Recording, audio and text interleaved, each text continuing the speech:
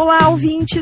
Está no ar mais uma edição do programa Viver Bem Guaíba, o seu espaço de informação, saúde, qualidade de vida e bem-estar, sempre com especialistas para esclarecer os principais temas relacionados à saúde.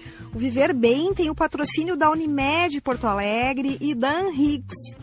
Unidade de Pediatria 24 horas Unimed Porto Alegre, Shopping Total.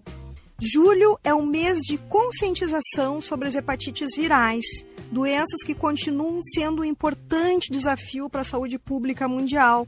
Segundo a Organização Mundial da Saúde, elas são responsáveis por cerca de 1.300.000 mortes todos os anos, principalmente por complicações como cirrose e câncer de fígado. O que mais preocupa é que essas doenças costumam evoluir de forma silenciosa. Muitas pessoas convivem durante anos com o vírus sem apresentar sintomas e só descobrem a infecção quando o fígado já sofreu danos importantes.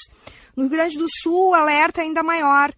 Dados do Ministério da Saúde mostram que Porto Alegre apresenta a maior taxa de detecção de hepatite C entre as capitais brasileiras, reforçando a importância da prevenção, da vacinação e do diagnóstico precoce. Para conversar sobre esse assunto, recebemos o infectologista Dr. Pedro André Karkov Bloss, mestrando em hepatologia pela Universidade Federal de Ciências da Saúde de Porto Alegre e membro da Sociedade Gaúcha de Infectologia. Dr. Pedro, seja muito bem-vindo ao Viver Bem. Muito obrigado, um prazer estar aqui. Obrigado pelo convite. A gente que agradece aqui esse assunto imprescindível, né, para a gente abordar com a população. Doutor Pedro, os dados mais recentes do Ministério da Saúde mostram que Porto Alegre apresenta a maior taxa de detecção de hepatite C entre as capitais brasileiras. O que explica esse cenário?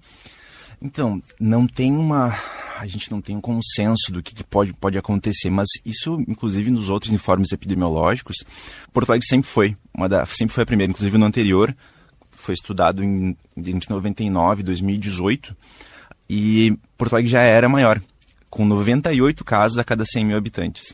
Nesse informe de agora, a gente segue a capital com mais casos, melhorou, a gente está em 51 a cada 100 mil casos, mas mesmo assim a gente segue em primeiro. Agora, por que isso acontece, a gente não tem certeza. Grande parte das notificações, que é o que fomenta, o que alimenta esses dados, vem como causa ignorada. Então a gente não sabe exatamente de onde foi. Aproximadamente 10% a gente sabe que é de via sexual, e algumas, aproximadamente 10% mais ou menos, é por sangue. Tá? O pessoal que usava droga injetável, que teve uma época ali, final dos anos 90, início dos anos 2000, que era muito comum cocaína injetável, então teve muita gente que acabou contraindo hepatite C. Se contaminou, né? Exatamente. E acabou não fazendo diagnóstico na época, foi indo. E agora foi fazer diagnóstico mais recente? Sim. A Organização Mundial da Saúde estima que as hepatites virais provocam cerca de 1.300.000 mortes por ano. Como é que se explica um número tão elevado, mesmo com tantos avanços no diagnóstico e no tratamento, as próprias vacinas, né? Sim, então, o que acontece é que a própria vacina da hepatite B, ela não foi disponibilizada, ela começou a entrar no Programa Nacional de Imunizações, entrou no SUS, a partir dos anos 89, se não me engano. Então teve uma parcela da população que justamente não teve essa vacina. E agora, referente à hepatite C, principalmente, a gente não tem vacina, a gente só tem como se prevenir e tratar. E é uma doença avassaladora. É uma doença avassaladora, só que o grande problema é que ela vai ser avassaladora quando já for tarde demais. Ela só vai ter algum tipo de sintoma, tanto hepatite B quanto hepatite C, elas só vão ter algum tipo de sintoma depois de 10, 20, 30 anos de doença. Então, tempo. É uma doença muito indolente, ela vai muito devagar. Silenciosa e prolongada. Porém, essa inflamação que essas hepatites causam no fígado, elas vão deixando cicatrizes, essas cicatrizes evoluem para cirrose, e a cirrose, mesmo a pessoa nunca ter, a gente sempre associa com álcool, né? Mas mesmo a pessoa pode nunca ter colocado uma gota de álcool na boca. Pode evoluir para cirrose, morrer de cirrose, inclusive, e inclusive ter o hepatocarcinoma, que é o câncer no fígado decorrente dessa inflamação crônica no fígado mesmo. Nossa, é uma questão bem grave, né? E quando falamos em hepatites virais, estamos nos referindo a diferentes doenças, né? Eu gostaria que o senhor colocasse quais são as principais diferenças entre a hepatite A B e a C, que eu tenho certeza que os ouvintes aqui têm muitas dúvidas sobre a forma de transmissão, né, e evolução. É uma grande dúvida de todo mundo, assim, todo mundo que vem consultar. E realmente a gente tem uma salada de frutas, a gente tem um alfabeto aí de hepatite, a gente tem até a E, inclusive, tem A, B, C, D e E. Olha, eu nem sabia que já estava todo mundo. Então, e o que é uma coisa importante? Por mais que a gente fala, hepatite A, hepatite B, hepatite C, elas não são parentes entre si. Elas são, inclusive, de famílias diferentes de vírus. Então, a única coisa que elas têm em comum é que elas atacam o fígado. A hepatite A é uma doença que ela é transmitida de forma fecal-oral. É principalmente com falta de higiene. Tá? Tanto é que, se for ver os números, aqui, a gente tem uma condição um pouquinho melhor de saneamento básico, Exato. Enfim, aqui no sul. Então, a região sul acaba tendo números bem melhores de hepatite A do que, por exemplo, norte e nordeste. São regiões que acabam tendo um acesso a saneamento básico um pouquinho pior. Mas é basicamente contato com fezes. Porém, claro, a gente pode se contaminar. Enfim, qualquer tipo. Bom, a gente era uma grande preocupação, por exemplo, nas enchentes que a gente teve há 2 anos atrás, porque enchente, esgoto, a gente teve realmente bastante casos de. E as pessoas de tiveram contato, né, com toda essa água. Imagino que o controle é complicado. Diagnóstico também, né? Acabou que provavelmente muito diagnóstico acabou passando. Por quê? Porque é uma doença que ela. Primeiro, que não é todo mundo que pega que tem sintomas. E segundo, que quando pega, ela passa sozinha. Tá? Quais são os sintomas da hepatite A? Um mal-estar geral, dor abdominal, os olhos amarelos, pode ter as fezes mais brancas, o xixi mais escuro. Mas ela melhora sozinha. Inclusive, se for fazer exame, às vezes aparecem umas alterações no fígado que são muito grandes, assim. Assustador. A pessoa se assusta, exatamente. Imagina. E é assustador, assim. Mas o grande perigo dela é justamente na fase aguda. Ela faz no que tu pega, tu fica doente, em seguida melhora. Tá?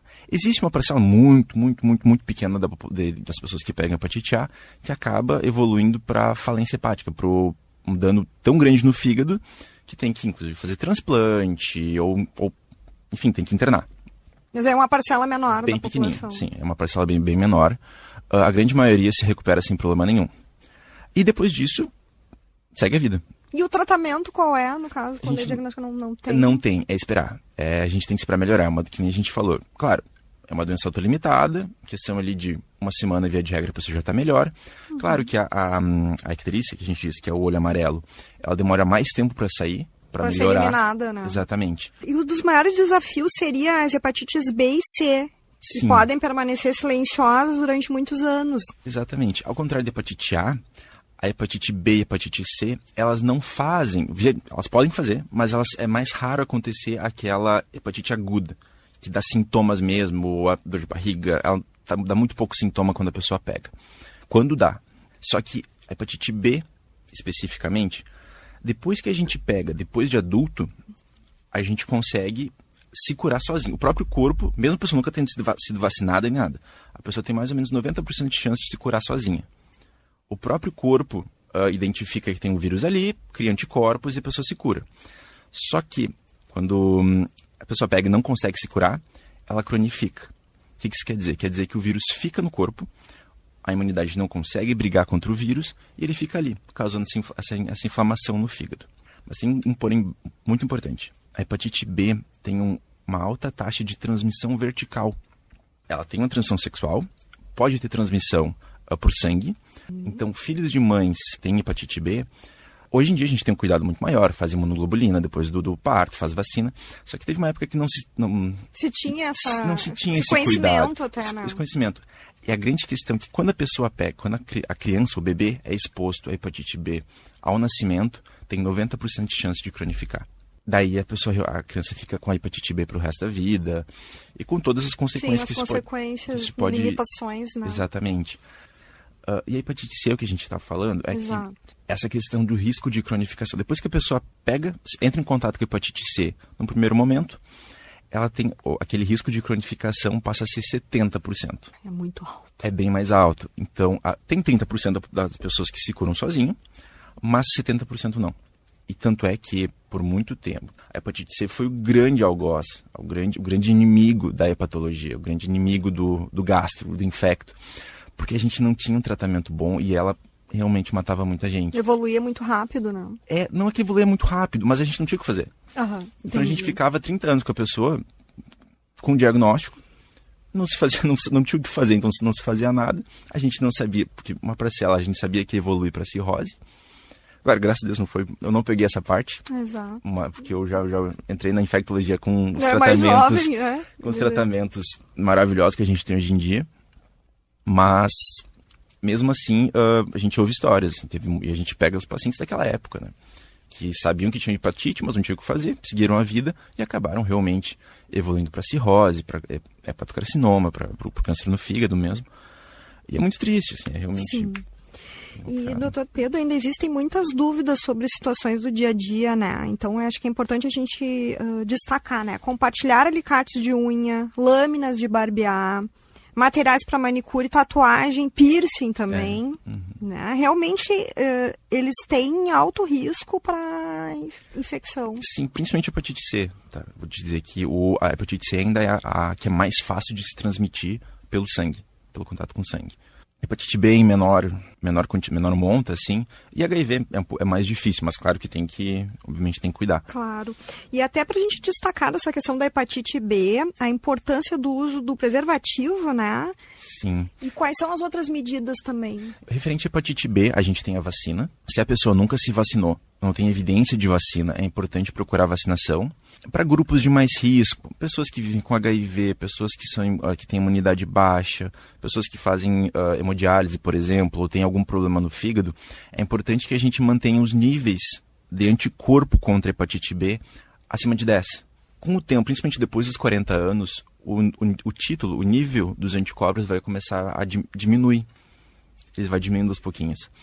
Quando a pessoa não tem problema de saúde nenhum, isso não é um problema, porque mesmo assim tem um nível baixo de anticorpos, mas eles são protetores. Tem imunidade, vai combater. Só que quando a pessoa tem algum problema de saúde, alguma imunidade baixa, ou, por exemplo, vive com uma pessoa que tem hepatite B, por exemplo, o marido, esposa que tem hepatite B, é importante que esses níveis sejam acima de 10.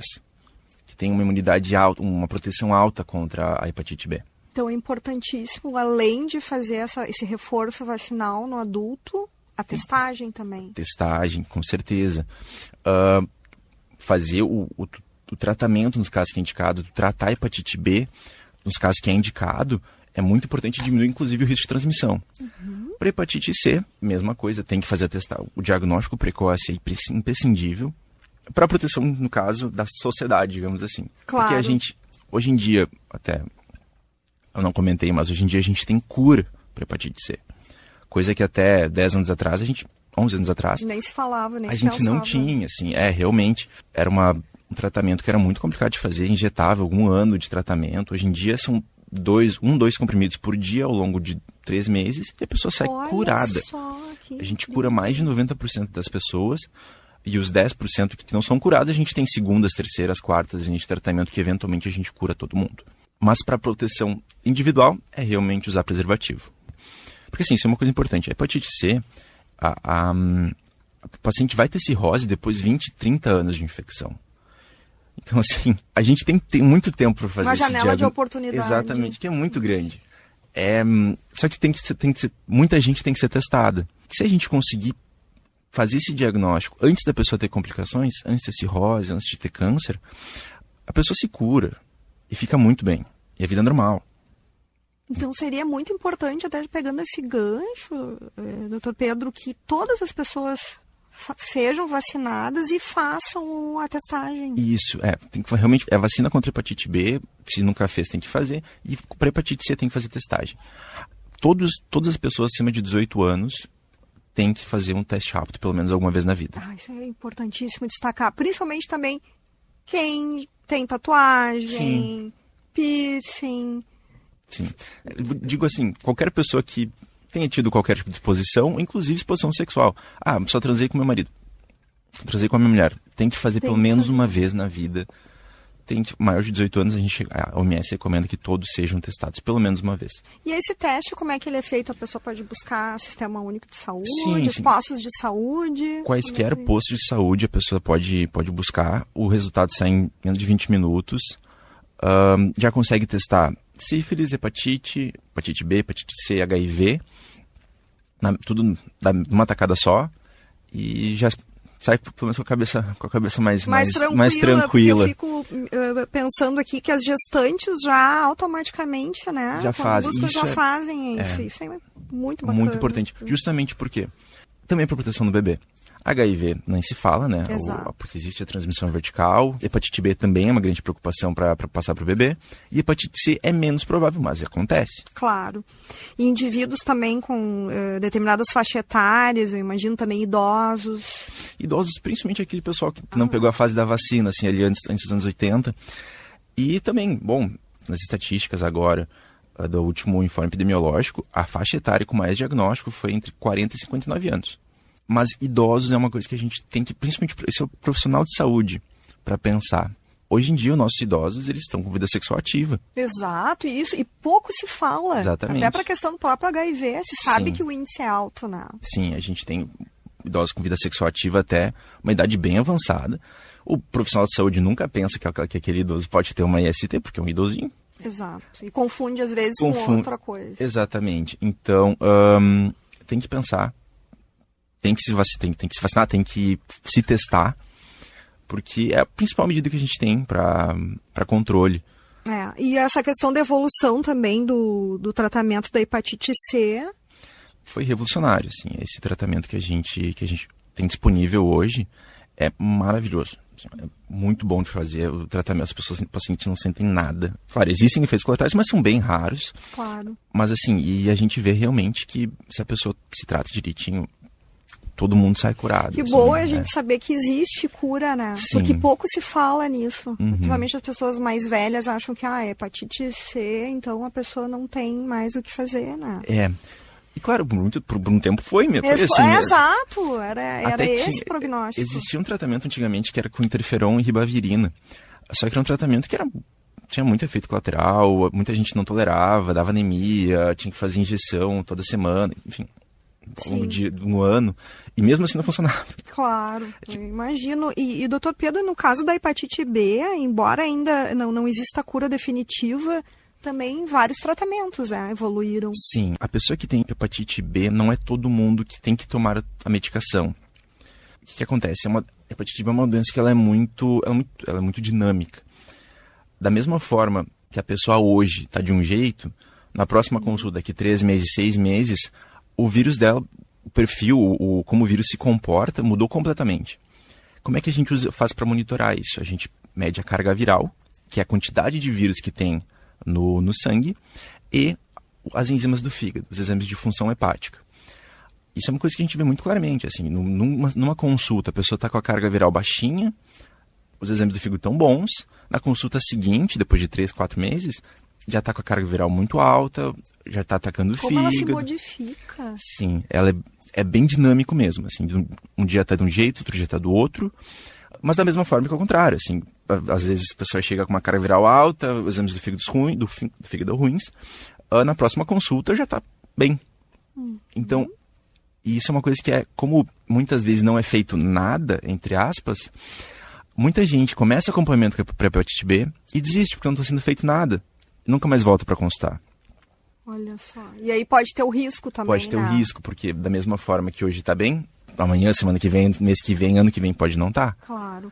E essa questão também de alguns outros marcadores, vamos dizer, quando se tem um hemograma, como é que a gente pode observar que pode ter alguma alteração? Até para pegar uma coisa mais simples que as pessoas façam, né, quando vão ao médico. Infelizmente, nos exames de rotina, pode ser que apareça, no hemograma não vai aparecer, só no caso...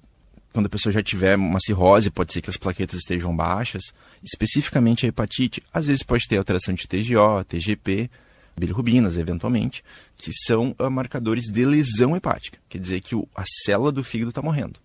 Isso pode acontecer. Quando tem alteração de transaminase, que a gente diz, pode ser causado pela hepatite B ou C, ou inclusive A. Mas é importante, então, que as outras especialidades estejam atentas também para pedir essa testagem. Já se vê que tem indícios ali, além do exame clínico, né, desse hemograma, enfim, pedir um exame mais específico. Sim, principalmente o teste rápido. O teste rápido, que é assertivo. Principalmente o teste rápido, positivo, o paciente é encaminhado para o serviço de referência. E é através a testagem com sangue? Faz uma gotinha de sangue, já... Olha só, prescindível, quer dizer que a população tenha esses cuidados no dia a dia, né, e possa se testar também, né? Doutor Pedro, a gente tem um rápido quadro aqui que é mitos e verdades, com as dúvidas mais frequentes dos nossos ouvintes. Então, o senhor pode fazer um breve comentário a cada questão. Vou falar algumas frases aqui. Quem tem hepatite sempre apresenta sintomas como pele amarelada e olhos amarelos? Não, depende muito do tipo de hepatite, depende muito da fase da infecção da hepatite. Para hepatite A, como a gente falou antes, pode aparecer isso. Uma grande parte dos pacientes vai ter algum desses sintomas. Para hepatite B ou C, raramente vai ter, e quando tem, muitas vezes já está numa fase mais avançada. A hepatite C tem cura com os tratamentos atuais. Mito ou verdade? Verdade. Graças a Deus, graças à ciência, a gente hoje em dia tem tratamentos muito bons para hepatite C, que a gente consegue curar todo mundo. Quem já tomou a vacina contra hepatite B está protegido por toda a vida? Mito ou verdade? Depende. A gente tem todas as doses da vacina da hepatite B. Uma pessoa que não tem problema de saúde nenhum, tem imunidade boa, ela vai ser protegida por pelo menos até a sua velhice, ali, a partir dos 40 anos. A quantidade de anticorpos vai diminuindo, mas mesmo assim eles são protetores. A gente vê evidências maiores, mesmo assim eles protegem. Agora, pessoas que têm imunidade mais baixa, têm problemas de saúde, pode ser que não. Pode ser que elas tenham um risco um pouquinho mais alto de pegar hepatite B. Compartilhar alicates de unha, lâminas de barbear ou materiais de manicure pode transmitir hepatite? Pode. Inclusive, é um cuidado que a gente fala para todos os pacientes nossos que têm hepatite B ou C, que tem o seu própria lâmina de barbear, seu próprio alicate, não fica compartilhando. Porque, sim, principalmente a hepatite C, em menor monta a hepatite B, podem ser transmitidas pelo sangue, de uma pessoa para outra. Perfeito. Quem não tem sintomas não precisa fazer o teste para hepatites virais? Precisa. É justamente isso que a gente está falando. A gente não pode esperar para ter sintomas para ir fazer o exame. Porque muitas vezes vai ser mais tarde, vai ser mais difícil de tratar, a gente já pode estar lidando com alguma complicação. Então não pode esperar ter sintomas. Então é importante que todos façam a testagem e se vacinem. São quantas doses, doutor, para a gente concluir aqui? São 3 doses da vacina. Claro, não é. A gente tem que revisar muito a questão de histórico vacinal, se a pessoa já se vacinou quando criança. Mas são 3 doses para pessoas imunocompetentes e 4 doses com uma dose dobrada para pessoas com uma imunidade mais baixa. Doutor Pedro, muito obrigada pela tua participação aqui no Viver Bem, por compartilhar informações importantes aqui com os nossos ouvintes. Tenho certeza que a gente conseguiu esclarecer muitas dúvidas aqui. Temos que falar mais, né? Essas doenças são importantíssimas, falar sobre hepatite, né? Também agradecemos à Sociedade Gaúcha de Infectologia pela parceria e pelo importante trabalho de conscientização à população. Então, agradeço muitíssimo a sua vinda aqui, doutor Pedro. Eu que agradeço. Obrigado pela oportunidade. Estou à disposição aí. Obrigada. Fica o alerta, as hepatites virais muitas vezes evoluem de forma silenciosa, mas podem ser prevenidas, diagnosticadas precocemente e, em muitos casos, tratadas com excelentes resultados. Informação, vacinação, testagem e acompanhamento médico são fundamentais para proteger a saúde e evitar complicações. O seu amor é 24 horas, o nosso cuidado também. Unidade de Pediatria 24 horas da Unimed Porto Alegre, Shopping Total. Cristóvão 545. E não saia daí, depois do intervalo, o programa Viver Bem Guaíba continua com um novo tema de interesse para a sua saúde e um novo especialista. A gente volta em instantes.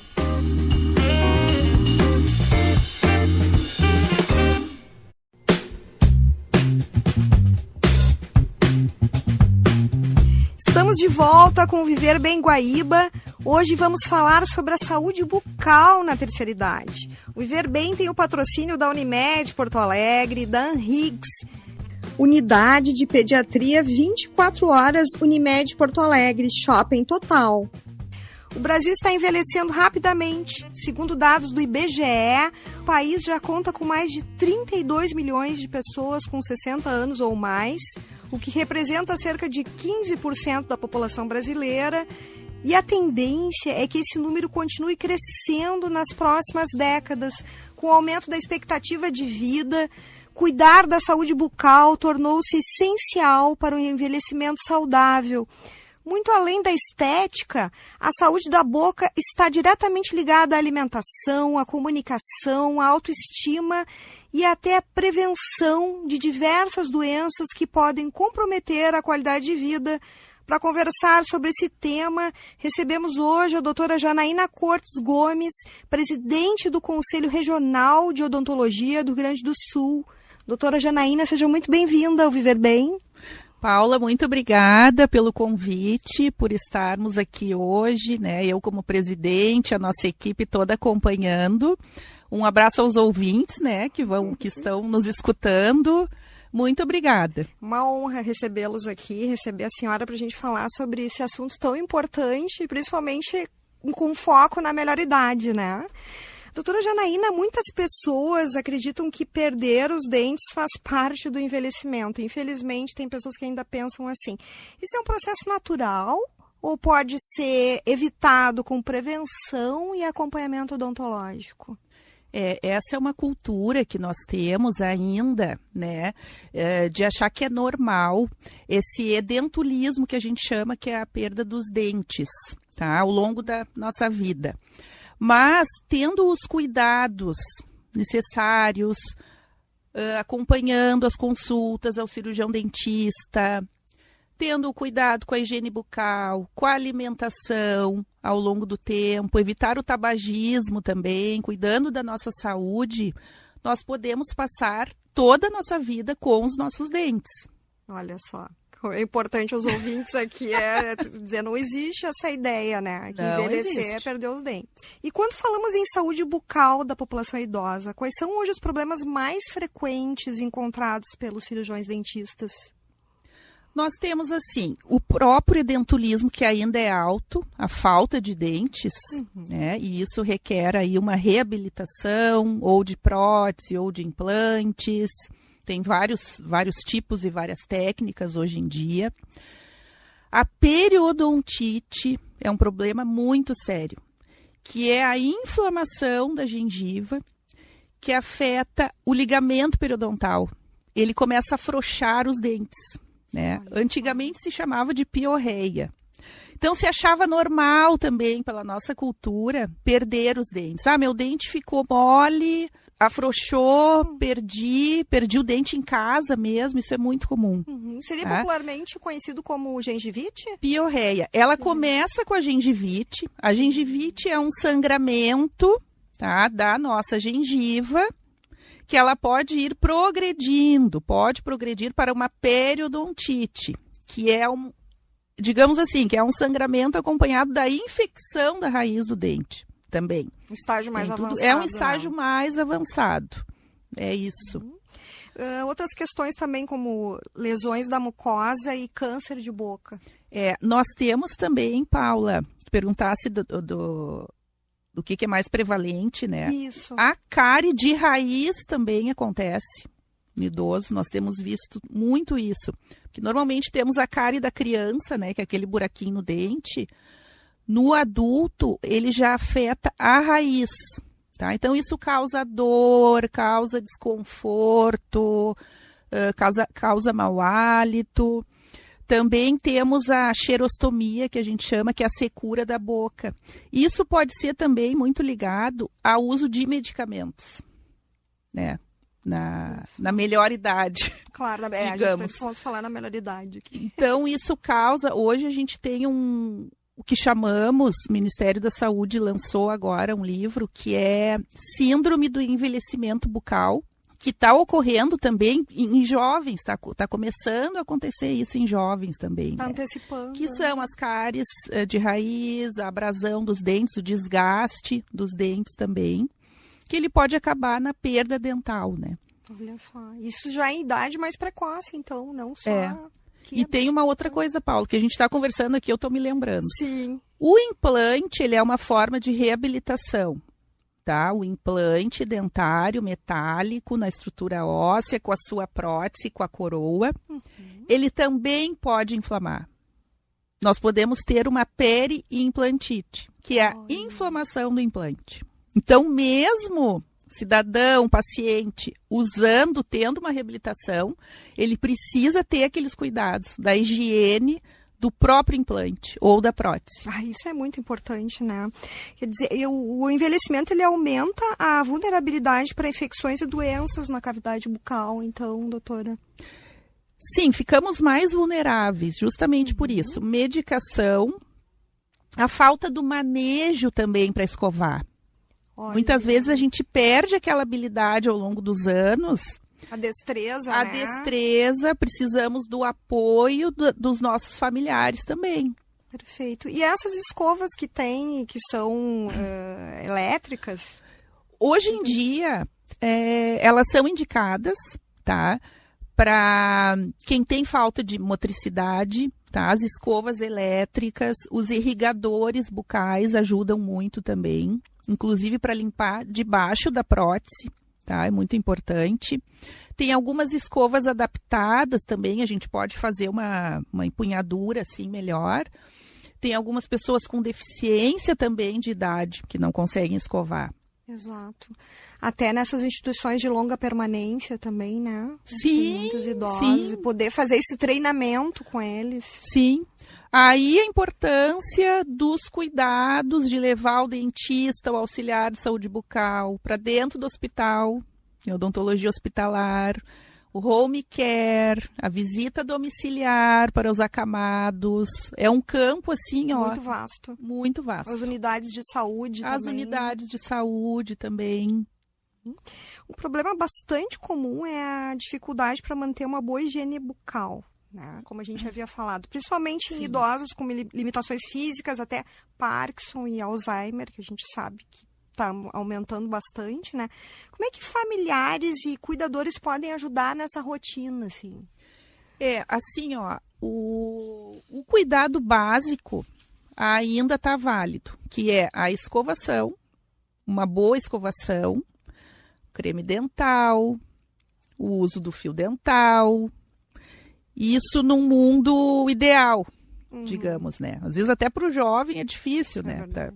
Seguir esse rito, esses cuidados, né?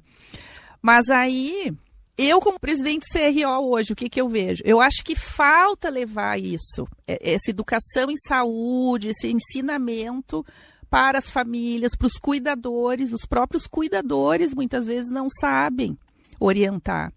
Porque o cuidador, o familiar, seja o cuidador contratado ou o familiar que está cuidando daquele acamado, né, da pessoa que não tem mais a motricidade, tem que ir para frente do espelho, ensinar, né, ajudar, pegar a escova mesmo, ter paciência, pegar a escova, escovar, limpar a prótese. Isso é fundamental. Também tem que tirar a prótese, limpar. E a gente não vê isso. Tá? A gente vê assim, a enfermagem, precisamos do enfermeiro, do médico, claro, né, do fisioterapeuta.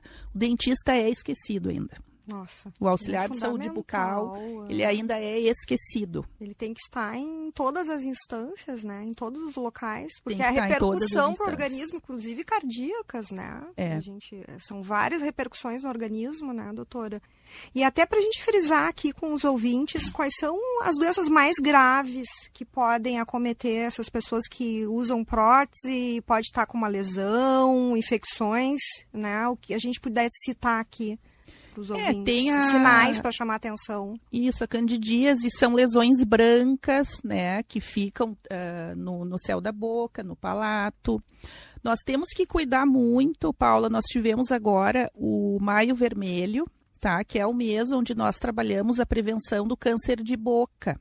Então, a gente pode mascarar. Não é que a prótese vai causar o câncer, tá? Mas ela pode mascarar alguma coisa, alguma lesão mais grave. E o câncer de boca, é o seguinte, quais são os sinais, no caso, né?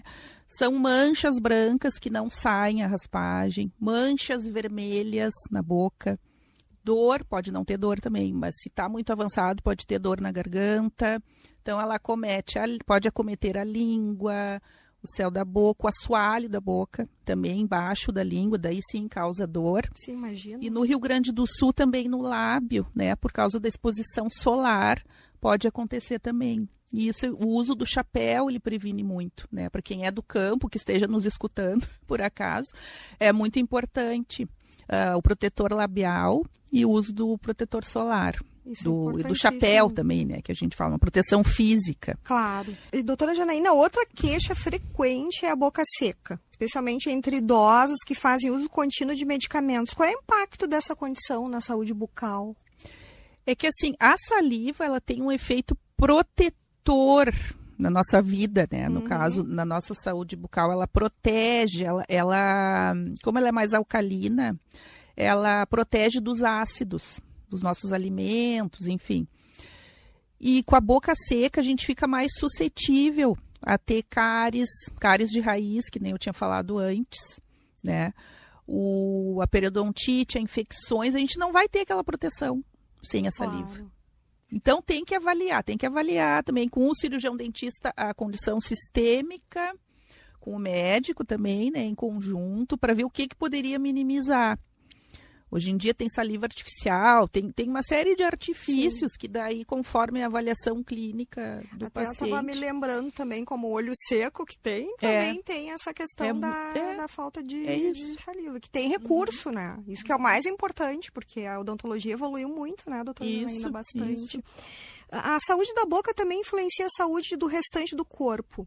Existe relação entre doenças bucais e problemas com diabetes, doenças cardiovasculares e pneumonias?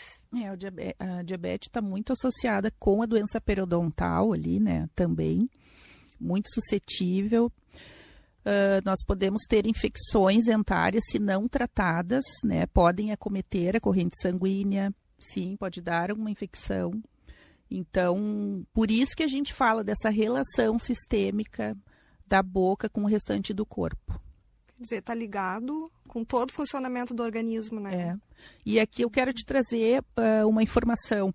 A endodontia, que é o tratamento de canal do dente, que é da raiz do dente quando tem uma infecção, ela ainda é indicada. Ela é uma das especialidades, com o maior número de especialistas do país e do Rio Grande do Sul, que serve para prevenir, para manter a estrutura dentária, o tratamento de canal. Então, assim, nem tudo é implante, por isso que eu estou falando isso aqui. Não é importante. Nem tudo é implante.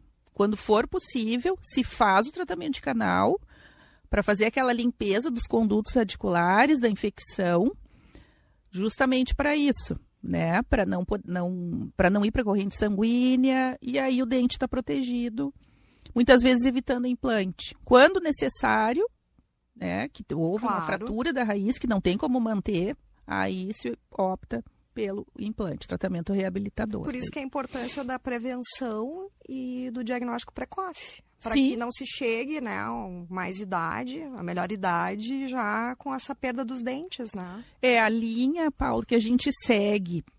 No caso, eu tenho uma experiência de estratégia de saúde da família, tá? Como dentista sanitarista, especialista em saúde pública, que a maioria dos nossos conselheiros hoje trabalham pelo Sistema Único de Saúde. Então, a gente segue essa linha, sabe, da prevenção. O importante, falta isso. Eu sei que falta. Eu vejo nossa profissão, muitas vezes estamos focados na especialidade, né?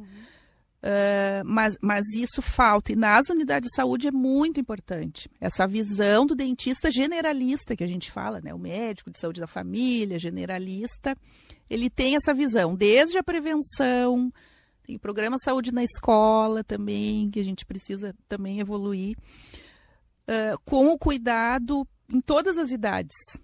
Né? Isso é importante, na melhor idade, ter aquele manejo com o home care, o atendimento domiciliar. Hoje em dia nós temos os consultórios portáteis também é uma tecnologia odontológica que vem também para suprir essa demanda, né? Com certeza, até porque a população está envelhecendo muito rápido também. Agora me veio aqui também a figura do odontogeriatra, que nós temos poucos também, né? Somos poucos.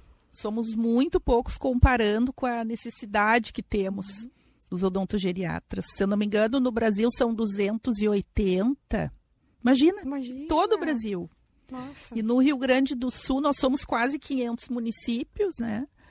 E temos 37 odontogeriatras. É muito pouco. É muito pouco. Porque se pensa ainda. muito nessa parte estética e se esquece da saúde, né? Da importância também. Claro que a estética é importantíssimo. Mas mesmo na melhor idade. Também, A claro. gente tem a questão das próteses, por exemplo. Tem que ter um manejo, né? Um manejo para fazer uma moldagem de prótese, o famoso molde, né? Hoje em dia nós temos também o scanner intraoral. Elas evoluíram muito, Tem né? muita coisa que dá para trabalhar. É a saúde sistêmica junto com a tecnologia. Perfeito. Né? E doutora Janaína, com que frequência uma pessoa, já dizendo assim, né? Não só na melhor idade, deve consultar o dentista? Né? Mesmo quando não sente dor ou acredita, não, tá tudo ok, não tô sentindo nada. Que ainda tem o famoso medo do dentista, né? Principalmente a geração mais antiga. Nós temos aquela recomendação de 6 em 6 meses, mas a gente tem que avaliar conforme cada paciente, cada pessoa. Se temos um paciente da melhor idade, que ele tem dificuldade de escovação, ou ele fuma muito, também ele é fumante, ele deve ir mais vezes ao consultório. Olha só. Ele pode ir de 2 em 2 meses, de 3 em 3 meses. Se ele usa implantes, prótese, tem dificuldade de chegar com a escovinha. Tem a escova interdental, tem a escova unitufo, mas requer um certo manejo, né? Uma certa destreza. Ele pode ir mais vezes. Perfeito. Nós temos até só para os bebês também. Eles devem ir ao dentista. Exatamente. Outro dia a gente pode falar vamos isso. fazer sobre isso, já, mas ter a idade, já começar para já mais adiante. Na gestação.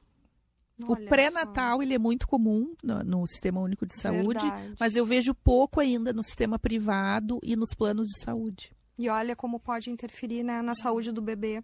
Doutora Janaína, a gente vai fazer um breve intervalo e no próximo bloco vamos falar sobre os avanços da odontologia para a terceira idade, esclarecer dúvidas sobre implantes dentários, explicar quem pode fazer esse tipo de tratamento e conhecer as novas tecnologias que têm proporcionado mais conforto, segurança e qualidade de vida aos pacientes. Ótimo. Mais saúde e qualidade de vida com a Unimed Porto Alegre na sua rotina. Conheça o Viver Bem e saiba mais. Continue conosco. O Viver Bem volta em instantes.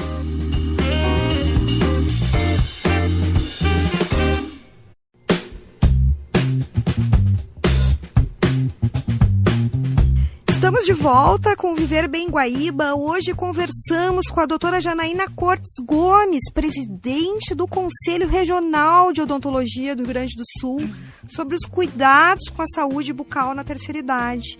Unidade de Pediatria 24 horas Unimed Porto Alegre, Shopping Total. Doutora Janaína, vamos falar sobre tratamentos e qualidade de vida. Hoje os implantes dentários representam uma excelente alternativa para muitos pacientes, né? Existe limite de idade para realizar esse procedimento? Não há limite de idade, né? O implantodontista ele vai fazer uma avaliação que inclui também a avaliação sistêmica de saúde do paciente, né? Avaliar os exames também. Hoje em dia temos exames bastante avançados. A condição óssea também vai ter que ser avaliada, se vai precisar enxerto ou não. Mas em questão de idade não quer dizer. Não tem impeditivo. Não tem impeditivo. Não tem impeditivo. Essa questão de enxerto ósseo, como é que ela é feita hoje? Porque as pessoas também têm muito ainda mitos, né? Existem mitos sobre isso. Nós temos muitos materiais avançados hoje para o enxerto. Aí o implantodontista vai avaliar conforme cada caso. Mas se avançou muito, né, nos materiais, biomateriais. Tipos de materiais, né? Isso. E quais são os principais critérios avaliados antes de indicar um implante em uma pessoa idosa? Tem que ver como é que está a saúde sistêmica, né? Se a glicemia está compatível, a condição óssea, tem uns exames que se faz hoje também para ver. Perfeito. E a questão da espessura óssea, na maxila, na mandíbula, enfim, tem que fazer uma avaliação específica para cada isso, pessoa. Até, às vezes esse paciente é diabético, também cardíaco, avaliar também, isso, né? a condição sistêmica. Muitos idosos convivem com doenças crônicas, como a gente estava mencionando, diabetes e hipertensão. Essas condições impedem a realização de implantes? Não impedem se ele tiver sob controle medicamentoso, né, avaliando os seus exames, aí não é impeditivo, mas tem que seguir um regramento ali conforme a indicação médica e odontológica. Né, a odontologia evoluiu muito nos últimos anos. Quais são os avanços tecnológicos que mais beneficiaram as pacientes na terceira idade? Ai, Paula, tem tanta coisa. Eu lembrei que planejamento digital.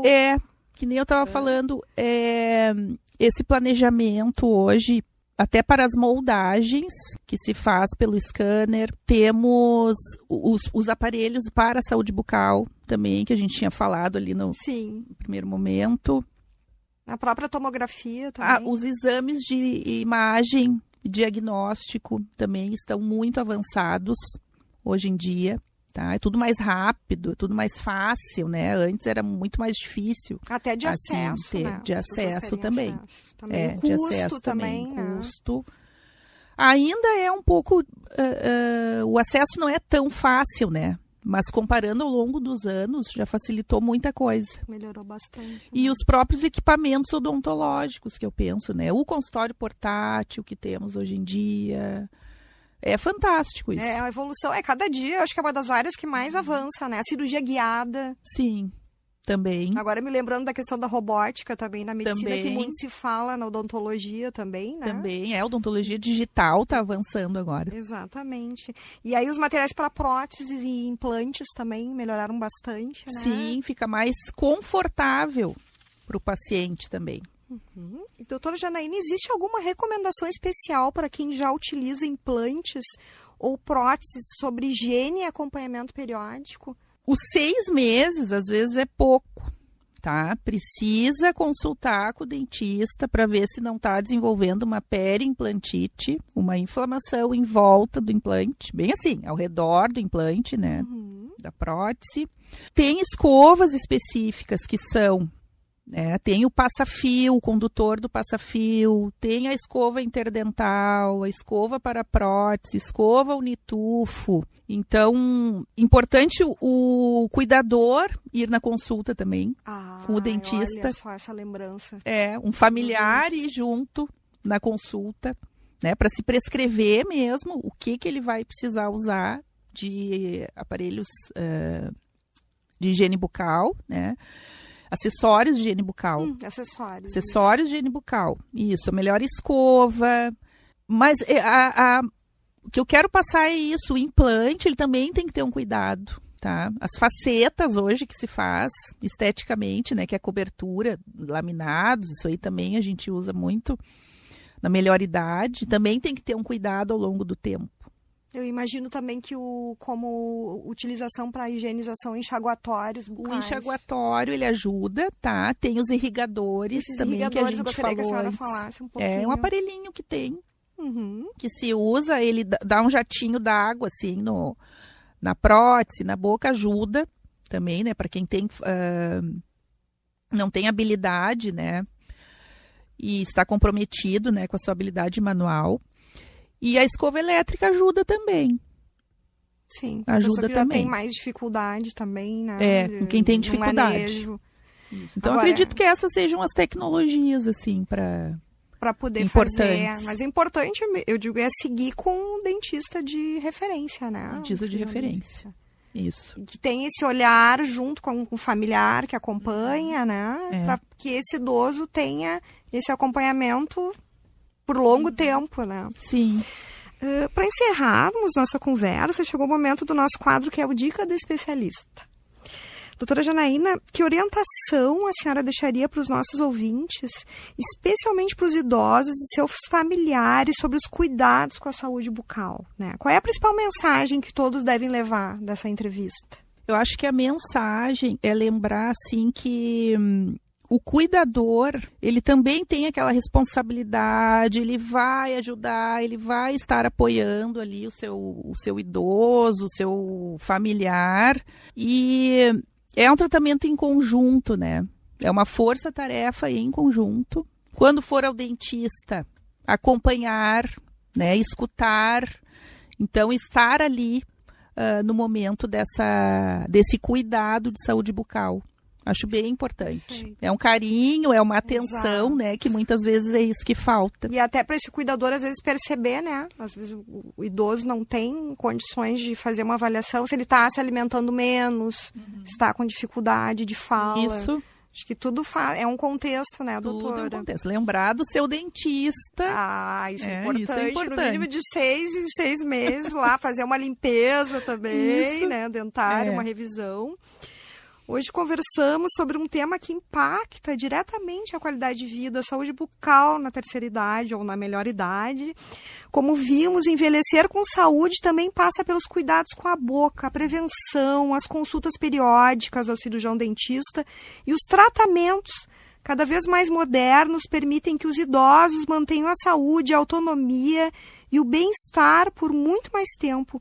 Eu quero agradecer a presença da doutora Janaína Cortes Gomes, presidente do Conselho Regional de Odontologia do Rio Grande do Sul, pelas orientações tão importantes aqui conosco, parabenizar pelo Conselho, pelo trabalho de prevenção que vocês realizam, né? Contribuição tão importante aqui para o nosso estado. Muito obrigada, Paula. Lembrando que a nossa população é majoritariamente feminina, e temos a primeira mulher presidente no CRO-RS. Olha só, que maravilha, que orgulho. Isso, muito obrigada pelo espaço. Parabéns, aqui hoje. A gente está sempre à disposição de vocês aqui, doutora. Obrigada. Vamos fazer outros momentos também com outros colegas, né? Isso, temos os especialistas, temos as câmaras técnicas, as comissões que estão sendo formadas agora, nossos delegados regionais, que são 25 em todo o Rio Grande do Sul. Olha só, todos de parabéns aqui. Agradeço também a você, ouvinte, pela companhia e pela audiência. Esse programa ficará disponível no Spotify e no YouTube para quem quiser ouvir novamente ou compartilhar com familiares e amigos. Viver bem é confiar na ciência que salva vidas. Anrigs, 75 anos, a casa do médico gaúcho. Tenha um excelente fim de semana, cuide da sua saúde bucal e até o nosso próximo encontro. Na mesa de áudio, Luciano Vargas, na equipe técnica, Cleiton Lopes e Guilherme Silveira, produção e apresentação, Paula Sá, gerência de jornalismo e esporte, Rafael Sequim, direção-geral de Claudinei Girotti. Você ouviu Viver Bem Guaíba.